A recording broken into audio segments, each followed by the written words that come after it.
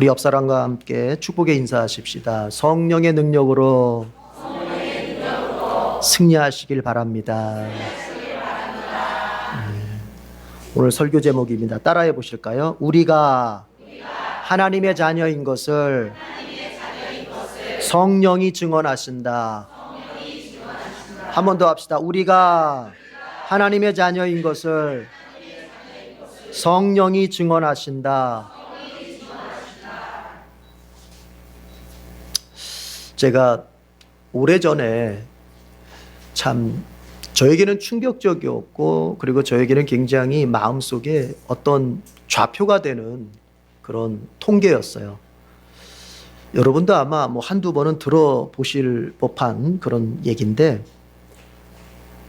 그 미국의 그 뉴잉글랜드 지역에서 어렸을 때부터 같이 성장한 두 소년이 있었는데, 이제 그 소년들의 성장기 그리고 그 후손까지 쭉 추적해 본 그런 연구가 있었습니다. 그 뉴잉글랜드에 조나단 에드워즈라고 하는 소년과 맥스 주크라고 하는 두 소년이 같이 성장을 하고 있었어요. 조나단 에드워즈는 이미 아시는 분도 있겠지만, 이 사람은 청교도 목사의 가정에 태어나서 본인 역시도 굉장히 믿음이 신실하고 어렸을 적부터 아주 신앙 안에서 잘 자란, 그리고 본인도 이제 철학자요 목사가 되었던, 미국의 사상계에 큰 영향을 주었던 사람이죠, 에드워즈가. 그런가 하면 맥스 주크라고 하는 사람은 불신자의 가정에 태어나서 본인 역시도 한평생을 불신자로 살았습니다. 이 두 사람의 인생을 추적하고 이 사람의 가계도를 추적해 본 연구가 미국에서 있었어요. 조나단 에드워즈, 맥스 주크 역시 이제 일정한 나이가 됐을 때 결혼을 합니다. 조나단 에드워즈는 독실한 신앙의 여인과 결혼을 해서 가정을 세웁니다. 맥스 주크는 본인이 불신자였기 때문에 역시 불신자의 여인, 방탕한 여인, 오고 가며 만났던 여인을 만나서 가정을 이룹니다. 자, 여기서부터 이제 두 가문은 전혀 다른 길을 걷게 됩니다. 그 가계도를 추적해 보니 결과가 이렇습니다.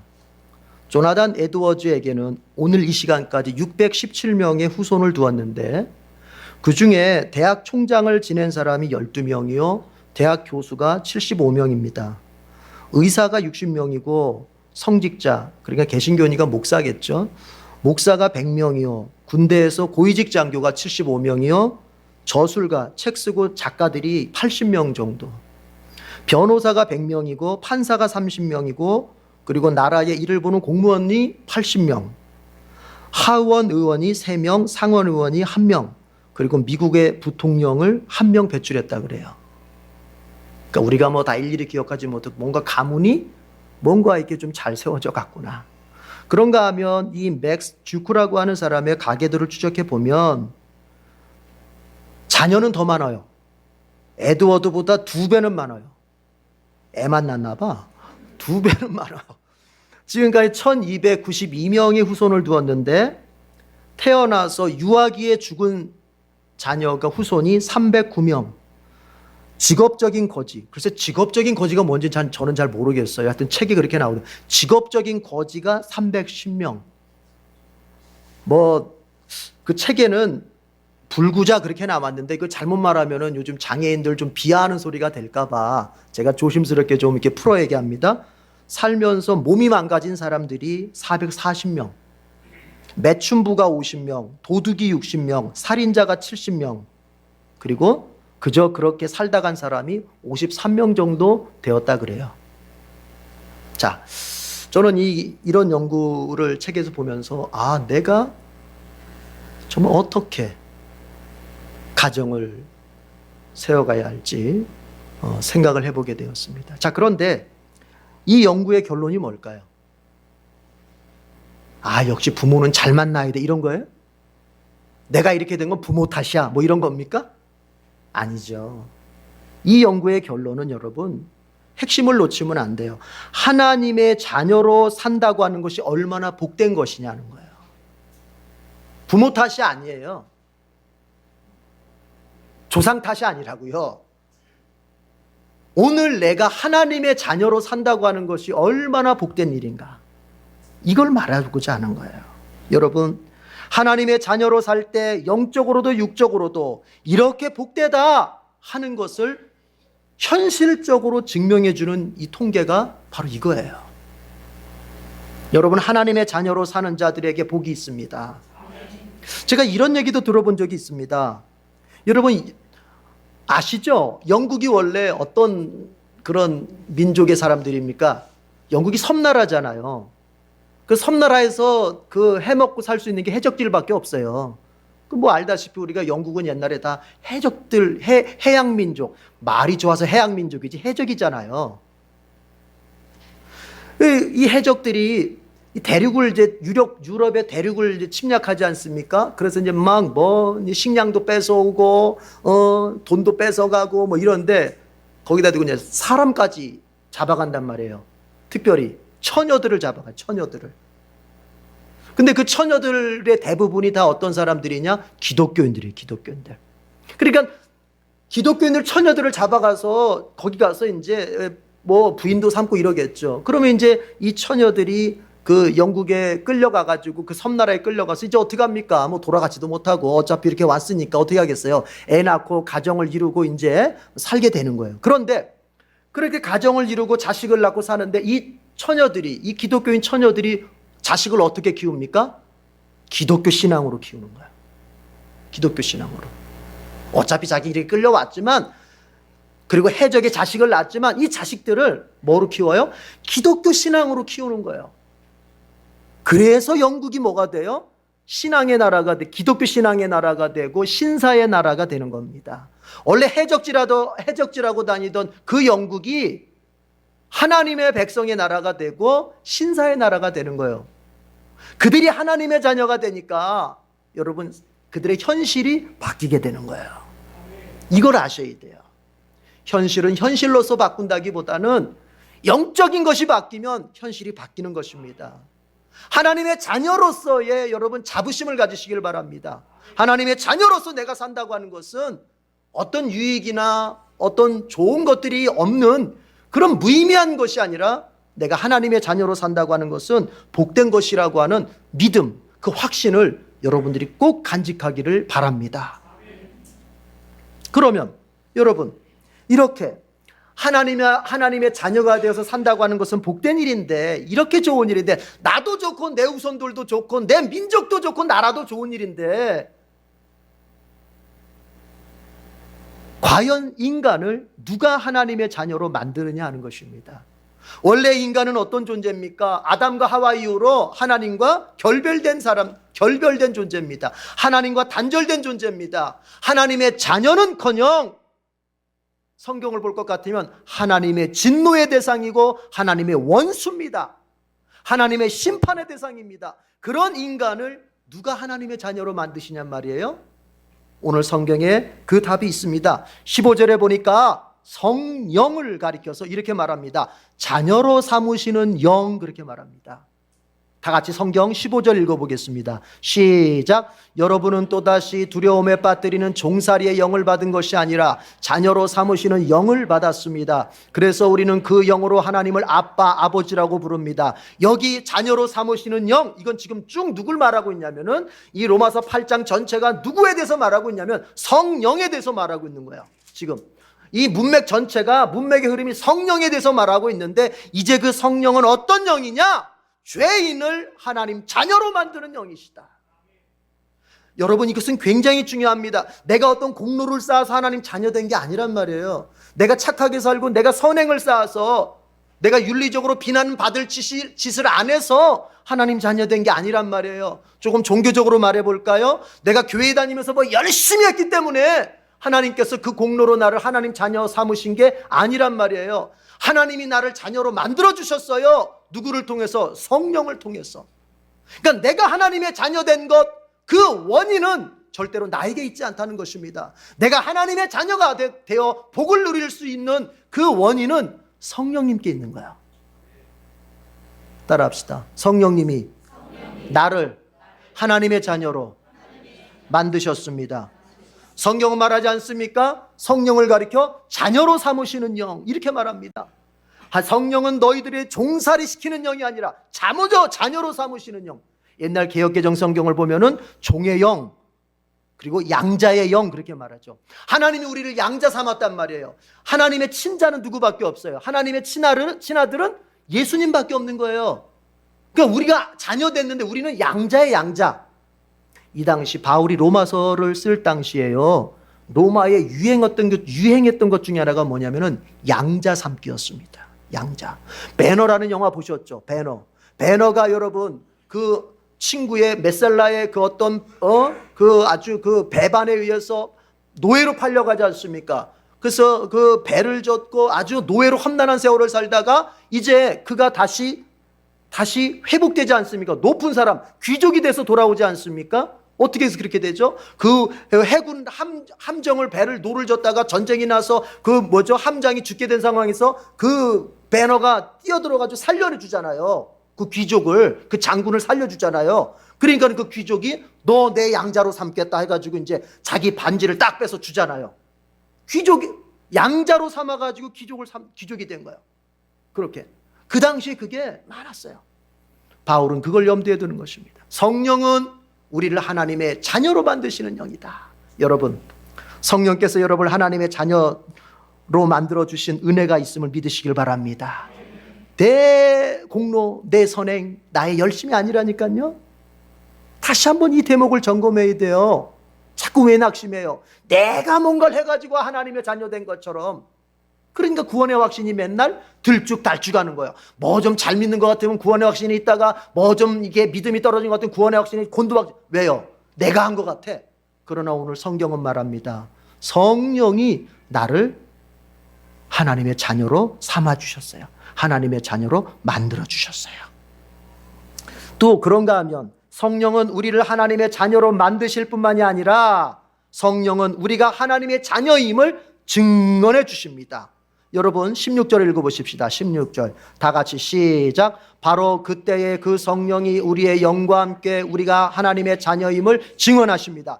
내가 하나님의 자녀라는 사실을 누가 증언해줘요? 성령이 하시는 거예요. 성령이 내가 하나님의 자녀라는 사실을 성령이 증명해 주시고 주장해 주시고 하나님 앞에서나 많은 사람들 앞에서 증언해 주시는 거예요. 여러분 이게 왜 이렇게 중요해요? 여러분 자녀임을 증명하는 게 왜 이렇게 중요하죠?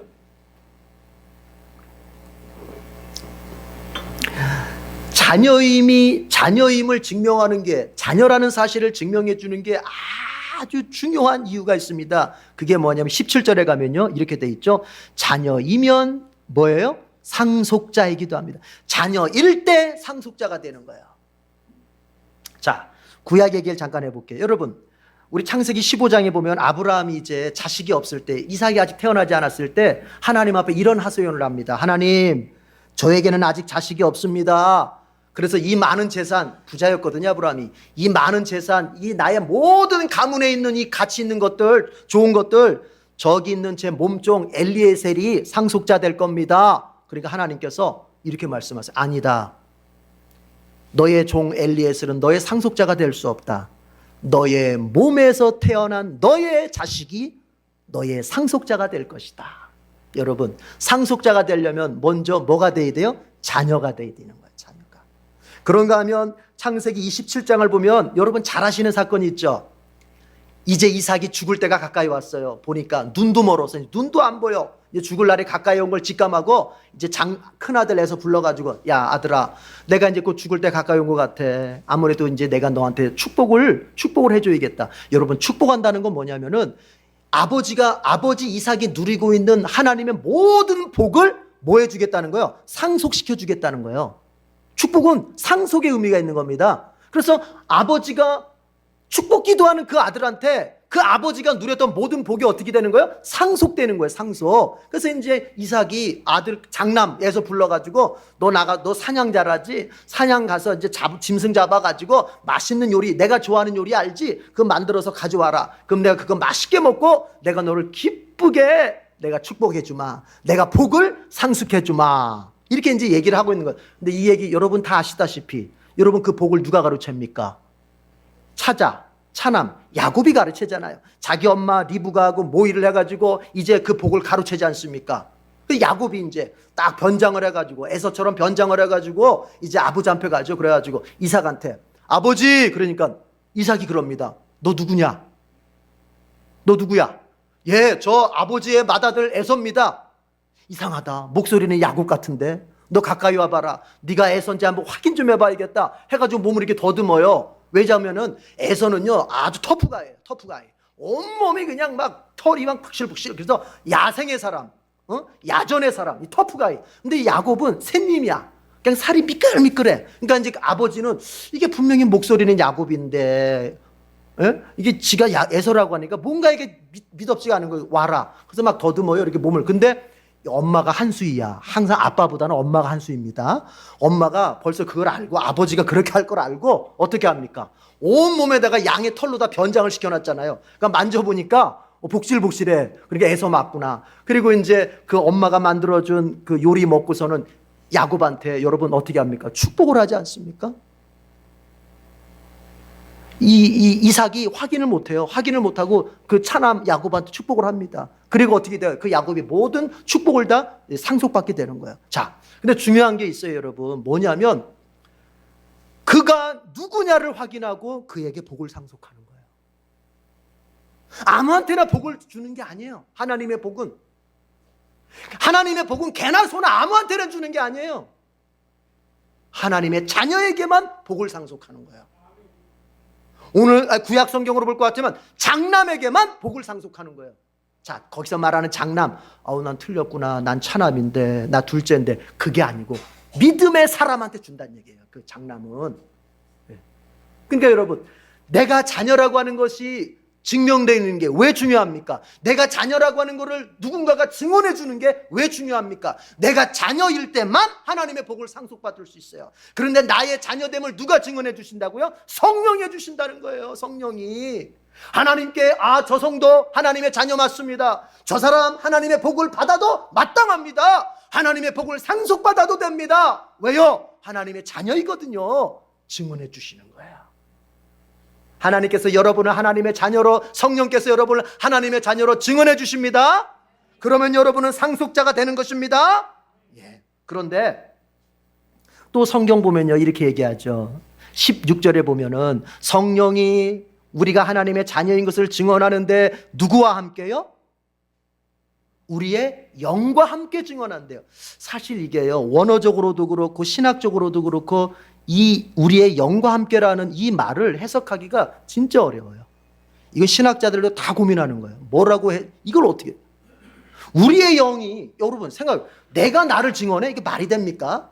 이게 무슨 뜻일까? 여러 가지 해석이 많은데 제 나름대로 이렇게 이해를 해봅니다. 이건 뭐냐면요, 여러분.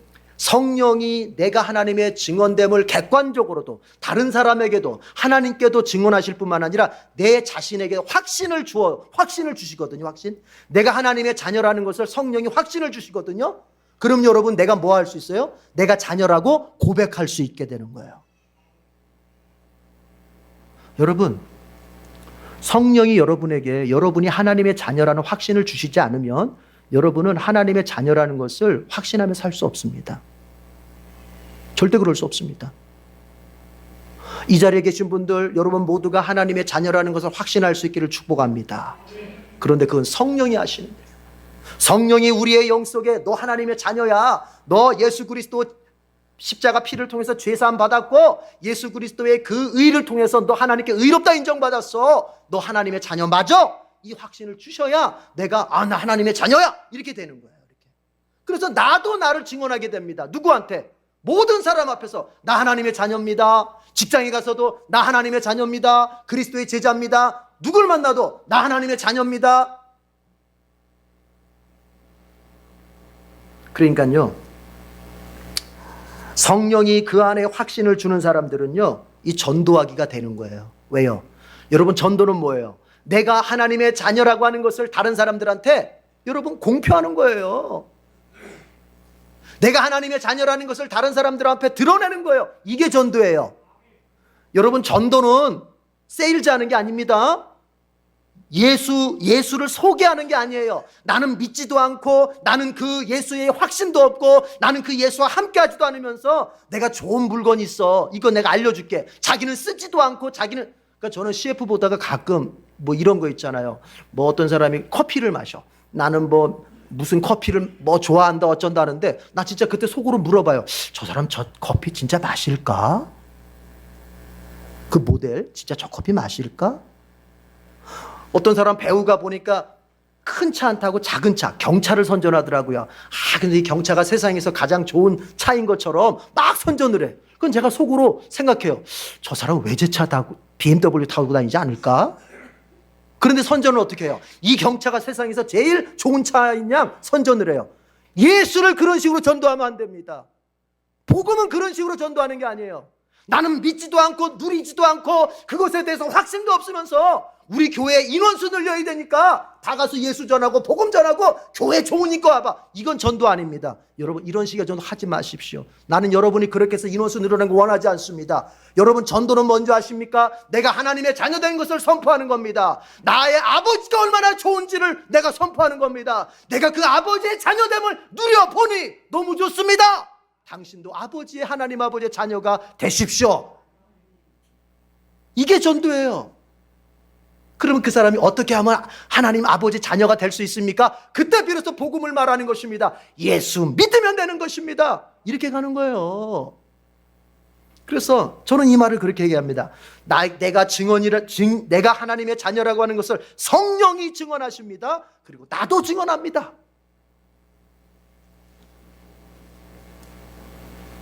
여러분 모두가 하나님의 자녀라는 믿음에 굳건히 서길 바랍니다. 그리고 누굴 만나든지 자랑스럽게 아주 담대하게 나 크리스찬입니다. 나 하나님의 자녀입니다.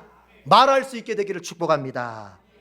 여러분, 자 그런데 한번 살펴봅시다. 하나님의 자녀, 도대체 이 사람 어떤 사람을 가리켜서 하나님의 자녀라고 말할 수 있는가?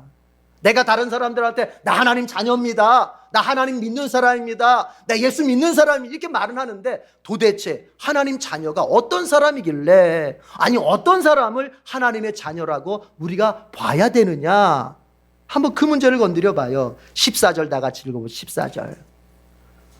이 사람이 하나님의 자녀입니다. 14절 다 같이 시작. 하나님의 영으로 인도함을 받는 사람은 누구나 다 하나님의 자녀입니다. 하나님의 자녀의 여러분 본질적 특징이 뭔지 아십니까? 하나님 자녀의 본질적 특징은 성령의 인도함을 받는다는 거예요.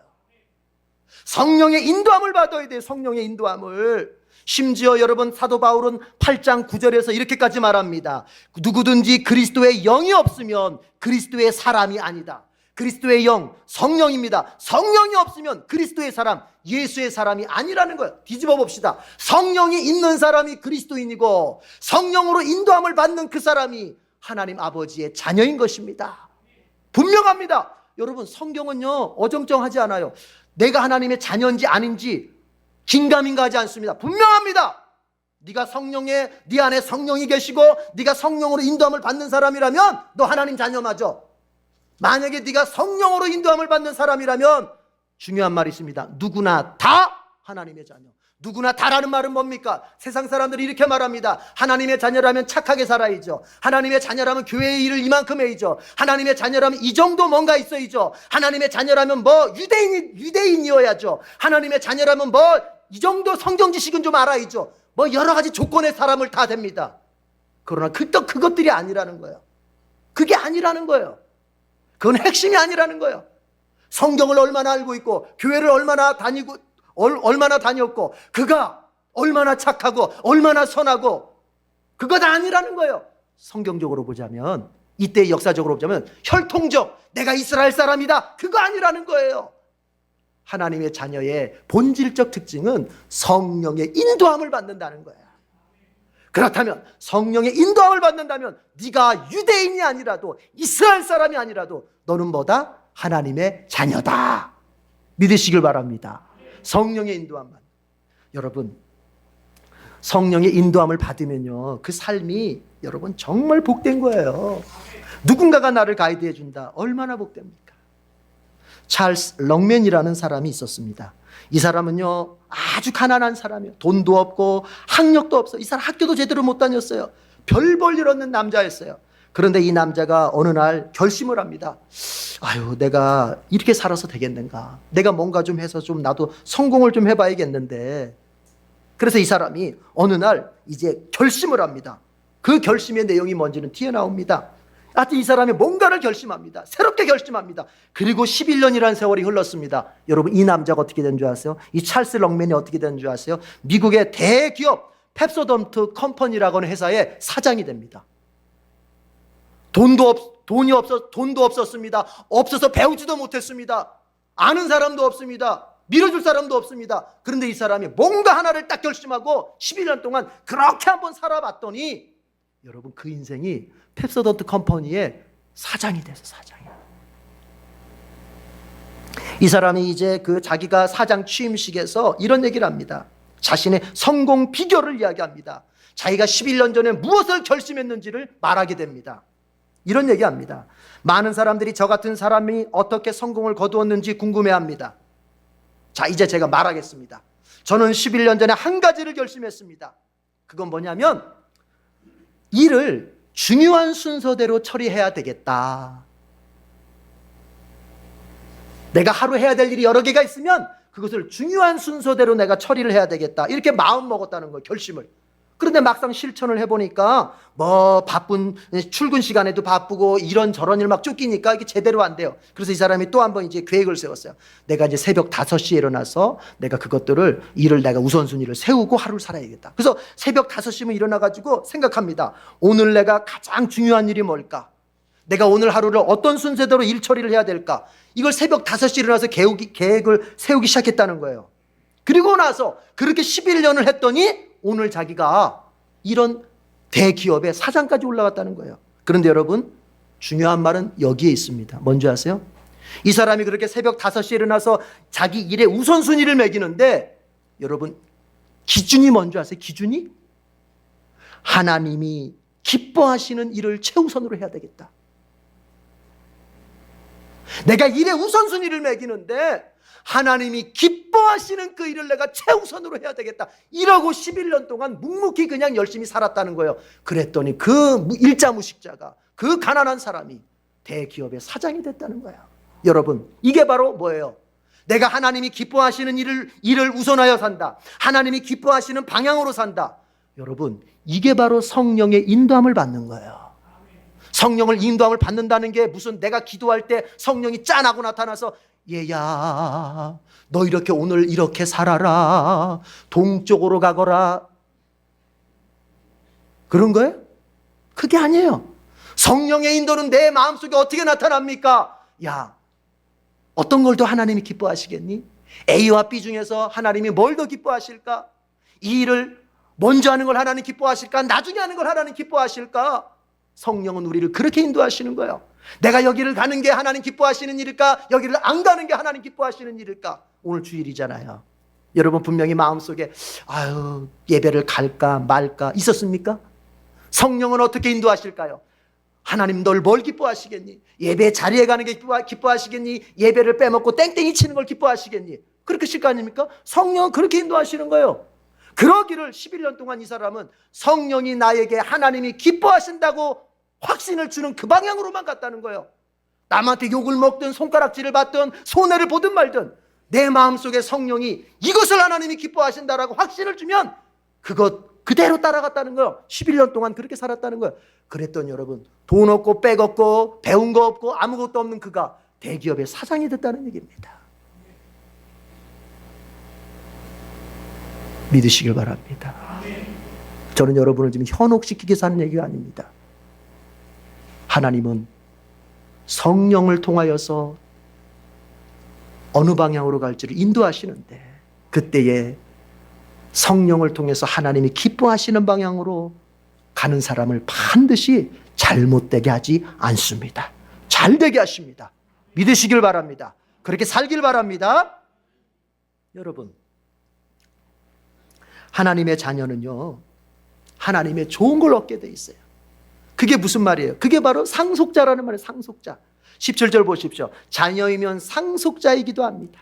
자녀이면 상속자이기도 합니다. 그런데 우리는 어떤 상속자입니까? 그리스도와 함께하는 공동상속자예요. 이 말, 이거 충격적인 말입니다. 여러분, 이게 무슨 말인 줄 아세요? 예수님하고 나하고요, 하나님이 똑같이 취급해 주신다는 거예요. 예수님이 하나님으로부터 받아 누리는 모든 것을 한 가지만 빼고는 우리에게 똑같이 주신다는 거예요. 그 한 가지 뭐냐면, 여러분, 우리에게 신성은 없잖아요. 우린 신은 아니잖아요. 신성은 예수님께만 있는 거고, 그 한 가지 빼고는 여러분, 예수님이 받으시는 하나님의 좋은 모든 것을 우리에게도 주신다는 거 아닙니까? 공동상속자 바로 그겁니다. 17절 마지막 끝에 그리스도와 더불어 공동상속자입니다. 여러분, 하나님이 예수님에게 주시고자 하시는 좋은 것들 우리에게도 주시는 줄로 믿습니다. 여러분의 삶에도 하나님께서 좋은 걸 주시는 줄로 믿습니다. 이걸 믿어야 돼요. 이거 안 믿으면 신앙생활 해도 맨날 금욕주의적 신앙생활 할 수밖에 없어요.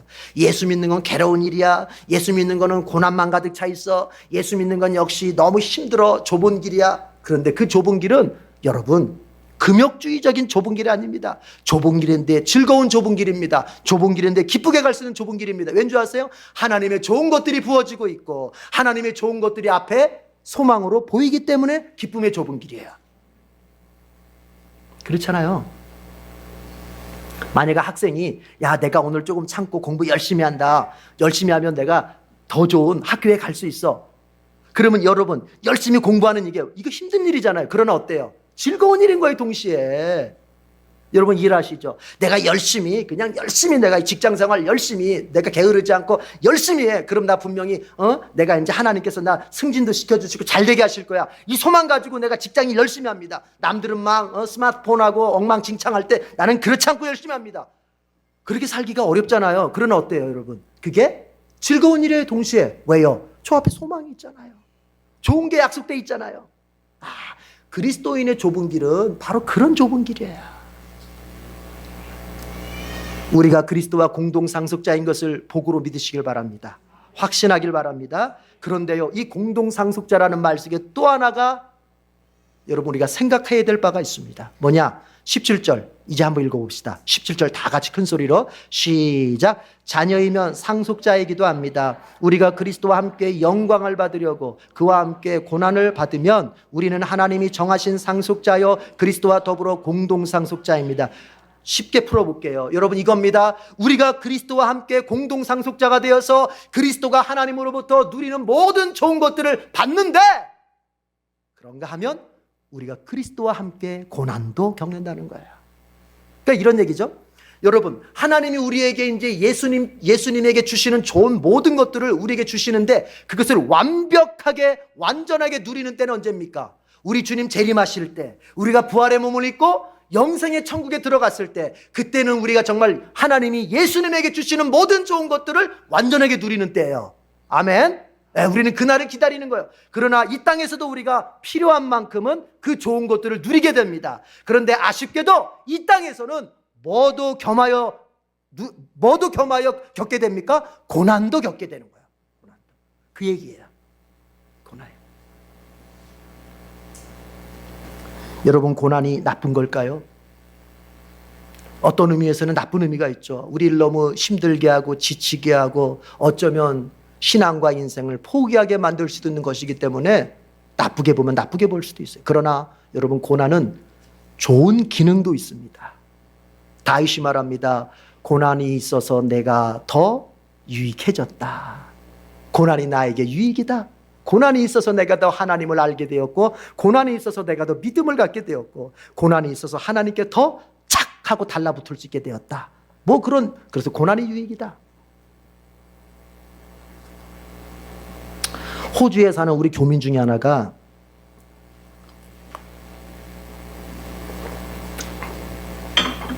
고국을 다녀가는 길에 여러분 개나리 가지를 꺾어서 가져갔대요. 그래서 이제 그 호주 자기네 집마당 앞에다가 옮겨 심었는데 이듬해 봄이 됐어요. 호주가 얼마나 공기가 맑고 여러분 햇볕도 넉넉하고 얼마나 물 맑습니까? 그래서 이제 이제 개나리가 멋지게 피겠지 하고 이제 기대를 하고 있는데, 아니 잎은 무성하게 폈대요. 한국에서보다 잎은 더 무성하게 폈대. 근데 개나리 꽃은 피지 않았대요. 그래서 이 교민이 생각할 때, 아, 이게 첫 해라서 그런가 보다. 얘도 좀 낯을 가리나 보다. 뭐 이제 둘째 되고 셋째 되면 좀 나아지겠지. 그리고 이제 기다려보는데 2년째에도 3년째에도 4년째에도 잎은 무성한데 개나리 꽃은 피질 않는데요. 그래서 이 사람이 이제 이상하다. 이쯤 되면 이제 궁금할 거 아닙니까? 왜 그렇지? 알아보니까요, 여러분. 춘화 현상이라는 게 있대요. 춘화 현상. 그게 뭐냐면 이게 화훼 재배하는 사람들이 쓰는 말인데 춘화 현상. 저온기, 추울 때를 겪어야 꽃이 피는 꽃들이 있다는 거예요. 튤립이라든지 백합이라든지 라일락이라든지 철쭉, 진달래, 이 개나리도 마찬가지예요. 추운 시기를 겪어야 꽃이 핀다는 거예요. 이 사람이 그걸 못합니다. 춘화 현상을 겪어요. 그러니까 호주는 추위가 없어요. 거기가 그 동네가 추위가 없었나 봐요. 그러다 보니까 꽃이 안 피는 거예요. 잎만 피는 거예요. 잎만. 여러분, 인생도 마찬가지입니다. 인생도 마찬가지예요. 인생도 춘화 현상이라는 게 있는 거예요. 인생의 꽃은 인생의 혹한기를 거친 뒤에야 꽃망울을 피우고 열매를 맺는 거예요. 근데 우리는 어떻습니까? 고난 없이 잘 되고 싶습니다. 고난 없이 성공하고 싶습니다. 대가의 지불 없이 우리는 잘 되고 싶습니다. 그러나 하나님은 우리에게 그런 식의 불안당 같은 인생을 주시지 않습니다. 우리는 고난이라는 과정을 통해서 우리는 우리 자신을 대가를 지불합니다. 고난을 견디는 것 속에서, 고난 속에서 우리는 하나님을 믿고 우리 인내심을 가지고 견디는 가운데 춘화현상, 꽃을 피울 준비를 하게 되는 거예요. 여러분, 어렵습니까? 여러분, 고난이 있습니까? 잘 되기를 바라는데 아직도 고난에 있습니까? 하나님 여러분 버린 겁니까? 아니요, 아니요. 춘화현상입니다. 하나님이 여러분 꽃 피울 준비를 시키고 있는 겁니다. 바로 그 자리가 고난의 자리요, 바로 그 자리가 지금 여러분이 머물고 있는 자리예요. 믿음을 가지시길 바랍니다. 하나님께서는 우리를 그리스도와 함께 상속자로 만드셨습니다. 공동상속자. 좋은 걸 주십니다. 성공케 하십니다. 잘되게 하십니다. 그러나 그 과정은 뭐라고요? 혹한 길을 지나가게 되는 거예요. 여기서 믿음이 필요한 거예요. 조금 어렵더라도 믿음을 가지고 소망을 가지고 인내할 수 있기를 바랍니다. 마지막으로 존 맥스웰이라고 하는 사람이, 이 사람은 목사님이면서 리더십 학자거든요. 그리고 성공에 대한 강연가이기도 하고, 이 존 맥스웰이 작은 시간이라고 하는 책에서 그런 일화를 얘기를 해요. 뭐냐면 언젠가 한번 10,000명의 사람들을 모아놓고 강연을 하는데 이랬답니다. 주머니에서 $50짜리 하나 지폐를 꺼내서, 그러니까 뭐 우리로 말하자면 5만 원이 좀 넘는 거겠죠. 그러면은 우리 5만 원권 있죠. 5만 원권 지폐. 5만 원권 지폐 하나 딱 꺼내가지고 사람들 앞에 그랬대요. 5만 원권, 빳빳한 5만 원권 지폐 하나 꺼내서, 여러분 이거를 원하시는 분 손 들어보세요. 그랬더니 다 손 들더래. 10,000명이면 10,000명이 다 손을 들더래요. 그래가지고 이제 존 맥셀이 그 5만 원짜리 가지고 구겼대요. 구겨가지고, 자, 여러분 이렇게 구겨졌는데, 이 구겨졌어도 이거 5만 원권 원하는 사람 손 들어보세요. 다 손 들더래. 다 손 들더래. 그리고 이번에는 존 맥셀이 이걸 갖다가 바닥에다 놓고 발로 막 밟았대요. 밟았대요. 막 질근질근 밟았대요. 막 발로. 그리고 또 여러분 이거 이렇게 더럽혀지고 짓밟혔는데 이거 원하는 사람 손 들어보세요. 또 다 손 들더래요. 존 맥셀이 이렇게 말합니다. 그들이 왜 손을 들었을까? 구겨지고 짓밟혔어도 그 화폐의 가치는 바뀌지 않았기 때문인 거예요. 여러분, 자, 우리가 하나님의 자녀라고 하는데 현실은 어떻습니까? 믿음 생활도 잘못하는 것 같고, 때로는 인생을 살면서 내가 어딘가 모르게 신앙이 무너진 것 같기도 하고, 참 보면은 이게 하나님 자녀가 맞아? 찢어진 것 같고 짓밟힌 것 같고 뭐 볼품이 없어 보입니다. 그러나 여러분 아셔야 돼요. 5만 원권은 지폐가 구겨지고 짓밟혔어도 그 가치가 바뀌지 않는 것처럼, 내가 비록 약해서 때론 넘어지기도 하고 자빠지기도 하지만 하나님이 나에게 성령을 통하여 주신 하나님의 자녀라고 하는 신분의 가치는 절대로 바뀌지 않는 법입니다. 여러분이 이걸 주장하고 이걸 믿기를 바랍니다. 그래서 여러분의 환난의 때도 내가 비록 약하지만 나 하나님의 자녀야, 이 믿음으로 고난도 다 이겨내고 마지막에서는 여러분이 그리스도의 공동상속자로서 다 복을 누리는 복된 성도가 되기를 축복합니다. 기도하겠습니다. 하나님 아버지, 그렇습니다. 지금의 우리의 모습을 보면 하나님 자녀답지 못한 모습 같고, 하나님의 자녀라고 이름 붙이기에는 턱없이 모자라 보이는 모습일 때도 있습니다. 그렇지만 주님, 내가 하나님 자녀된 거 나에게 원인이 있는 것이 아니라 성령이 나를 그렇게 만들어 주셨기 때문인 줄로 믿습니다. 성령께서 나에게 예수 그리스도 십자가 복음을 깨닫게 하시고 예수 그리스도 십자가 대속의 은총이 나를 위한 것임을 믿게 하시고 그리고 아들까지 내어주시면서 나를 사랑하신 하나님의 사랑에 대하여 알게 하시고 믿게 하신 성령님이 나를 바로 하나님 자녀 만들어 주셨기 때문입니다. 아버지여, 하나님 자녀로서의 나의 가치를 끝까지 주장할 수 있도록 도와주시옵소서.